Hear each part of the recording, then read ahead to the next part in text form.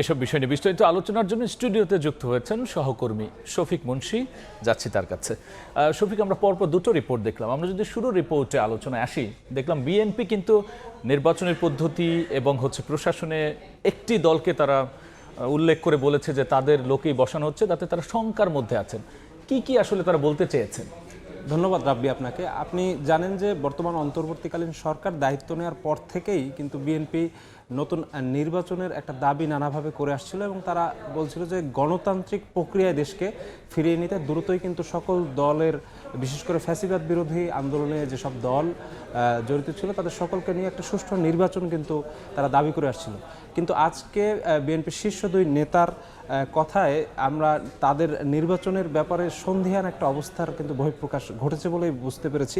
আমরা যদি একটু দেখে নেই, দলটির সিনিয়র নেতা রুহুল কবির রিজভী তিনি আজ একটি অনুষ্ঠানে গিয়ে বলেছেন যে প্রশাসনে একটি ইসলামী দলের অনুগতদের বসানো হচ্ছে এবং এভাবে আসলে তার অভিযোগের তীরটি মূলত বাংলাদেশ জামাত ইসলামের দিকেই। এবং তিনি আরও যে বিষয়টি বলেছেন যে দল অনুগত প্রশাসন দিয়ে সুষ্ঠু নির্বাচন সম্ভব নয়। আপনি জানেন যে একটি জাতীয় নির্বাচন করতে কিন্তু প্রশাসনের বিভিন্ন কর্মকর্তাদের কিন্তু নানাভাবে দায়িত্ব পালন করতে হয়।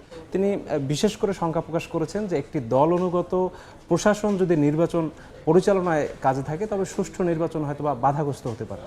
অন্যদিকে দলটির আরেকজন সিনিয়র নেতা সালাউদ্দিন আহমেদ তিনি বলেছেন যে নির্বাচন বানচালকারীদের পক্ষে পিআর আন্দোলন। আপনি কিন্তু জানেন যে গত সেপ্টেম্বর মাসের মধ্যভাগ থেকেই জামাত ইসলামী সহ বেশ কটি ইসলামী দল তারা কিন্তু পিআর সহ অন্যান্য কয়েকটি দাবিতে মাঠে নেমেছে, তারা সরব আছে।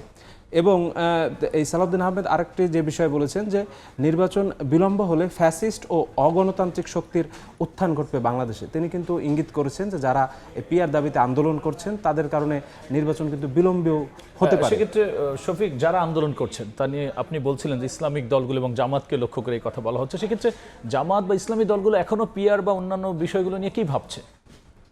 রাব্বি, আজ কিন্তু ভিন্ন ভিন্ন জায়গায় জামাত ইসলামী সহ অন্যান্য কয়েকটি ইসলামী দল যারা একই সাথে পিআর সহ অন্যান্য দাবিতে আন্দোলন করছিল তারা কয়েকটি কর্মসূচি পালন করেছে এবং আমরা দেখে আসবো সেই কর্মসূচিগুলোতে মোটামুটি এই দলের প্রধান নেতা যারা তারা কি বলেছেন।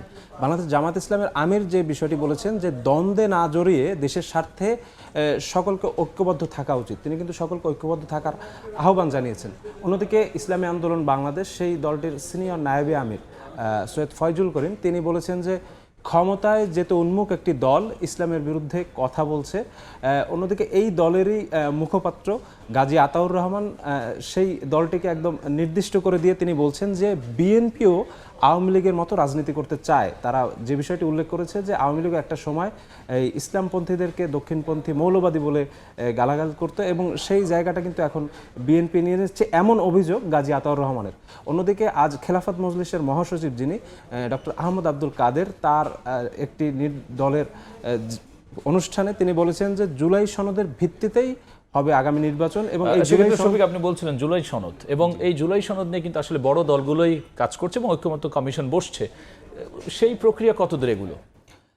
জুলাই সনদের ঐক্যমত্যের ব্যাপারে আগামীকাল রোববার সব দলগুলোকে সাথে নিয়ে আবারও পুনরায় ঐক্যমত্য কমিশনে বসার একটি দিন ধার্য করা হয়েছে এবং আমরা যেটা জেনেছি যে আগামীকাল আমাদের বোধহয় এই বিষয়ে একটা রিপোর্ট আছে। জি, আমরা এখন সেই রিপোর্টটি দেখে আসবো, ফিরছি আলোচনায় রিপোর্টের পর। ৬টি সংস্কার কমিশনের চেয়ারম্যান নিয়ে জাতীয় ঐক্যমত্য কমিশন গঠন করে অন্তর্বর্তী সরকার। সংস্কার প্রস্তাব বাস্তবায়নে ঐক্য প্রতিষ্ঠার লক্ষ্যে গত 15 ফেব্রুয়ারি থেকে আলোচনায় এখন পর্যন্ত 84টি প্রস্তাবে একমত হলেও অনেক মৌলিক বিষয়ে এখনো মতভিন্নতা রয়েছে। সবচেয়ে জটিলতা দেখা দেয় জুলাই সনদ বাস্তবায়নের প্রক্রিয়া নিয়ে। সংসদেই চূড়ান্ত ফয়সালা চায় বিএনপি, তবে সাংবিধানিক আদেশ বা গণপরিষদ নির্বাচনের মাধ্যমে আইনি বাধ্যবাধকতা চায় জামায়াত, এনসিপি সহ অন্য দলগুলো।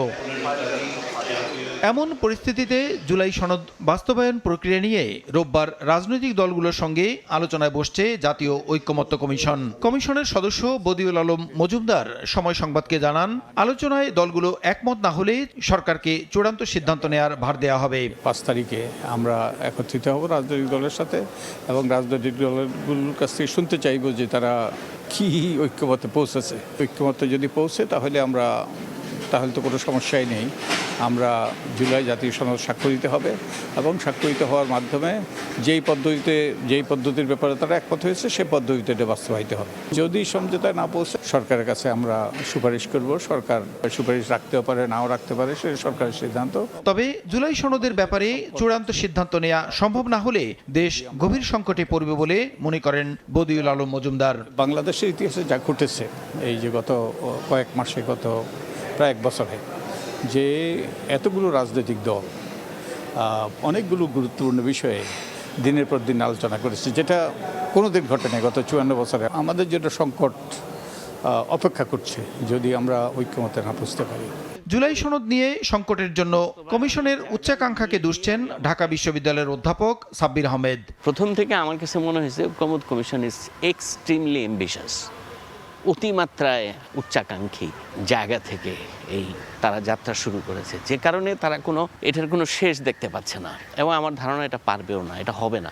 দলগুলোর ভোটাভুটির মাধ্যমে সমস্যা সমাধানের পরামর্শ দেন তিনি। প্রসূন আশিস, সময় সংবাদ, ঢাকা। শফিক, আমরা রিপোর্টটা দেখছিলাম, আমরা বড় দলগুলো নিয়ে আলোচনা করছিলাম, সেক্ষেত্রে যেই অবস্থান এবং ঐক্যমত্য কমিশনের যে কার্যকলাপ, বিশ্লেষকদের মতামত কি মনে হচ্ছে? রাব্বি, আপনি জানেন যে গত ফেব্রুয়ারি মাস থেকেই কিন্তু ঐক্যমত্য কমিশন তারা নানাভাবে রাজনৈতিক দলগুলোর সাথে বসেছে এবং রাষ্ট্র সংস্কার প্রক্রিয়ায় তাদের মতামত আসলে নেবার চেষ্টা করেছে, এবং তারই ধারাবাহিকতায় আগামীকালও কিন্তু তাদের একটি বৈঠক আছে। আমরা একটু দেখে নিতে চাই যে আগামীকালের বৈঠকটিকে ঘিরে আজ কিন্তু বদিউল আলম মজুমদার, আমরা যেমনটি আসলে আমাদের প্রতিবেদনে দেখছিলাম, তিনি জাতিকে সজাগ করে দিয়ে যে বিষয়টি বলেছে যে দলগুলো যদি একমত না হয় তাহলে কিন্তু গভীর সংকটে পড়বে দেশ। তিনি যে বিষয়টি ইঙ্গিত করেছে যে মূলত গত 16-17 বছর যে ধরনের সরকার ছিল, তারপর জুলাই অভ্যুত্থানের মাধ্যমে মানুষের যে জন আকাঙ্ক্ষা তৈরি হয়েছে রাষ্ট্র সংস্কারের, সেই জায়গায় জুলাই সনদ যদি বাস্তবায়ন না হয় তাহলে কিন্তু পুনরায় আসলে সেই ফ্যাসিবাদী যে জায়গায়, সেই জায়গায় আসলে বাংলাদেশ চলে যেতে পারে। এজন্য কিন্তু জুলাই সনদ বাস্তবায়ন প্রক্রিয়া নিয়ে আগামীকাল ঐক্যমত কমিশনের বৈঠক রয়েছে, এবং একই সাথে এই ঐক্যমত কমিশনের সদস্য বদিউল আলম মজুমদার বলেছেন যে দলগুলো যদি একমত না হয় তবে চূড়ান্ত সিদ্ধান্ত সরকার নেবে। এক্ষেত্রে ঐক্যমত্য কমিশন কিন্তু কিভাবে আসলে জুলাই সনদ বাস্তবায়ন করা যায় সে ব্যাপারে সরকারকে তারা সুপারিশ দিবে। অন্যদিকে কিন্তু এই পুরো ঐক্যমত কমিশনের প্রক্রিয়াকে রাজনৈতিক বিশ্লেষক ঢাকা বিশ্ববিদ্যালয়ের অধ্যাপক সাব্বির আহমেদ বলেছেন কিছুটা উচ্চাকাঙ্ক্ষী, এবং তিনি যে বিষয়টি উল্লেখ করেছেন যে রাজনৈতিক দলগুলো ঐক্যমত কমিশনে বসেছে জুলাই সনদ বাস্তবায়নের ব্যাপারে তারা যদি নিজেরা ভোট করে তবে হয়তো একটা সমাধান আসতে পারে। শফিক, অসংখ্য ধন্যবাদ আলোচনায় যুক্ত হওয়ার জন্য। সামনে জাতীয় নির্বাচনের পদ্ধতি, একই সাথে ঐক্যমত্য কমিশনের কালকের বৈঠক এবং এই সংশ্লিষ্ট বিষয় নিয়ে আলোচনার জন্য স্টুডিওতে যুক্ত হয়েছিলেন সহকর্মী শফিক মুন্সি।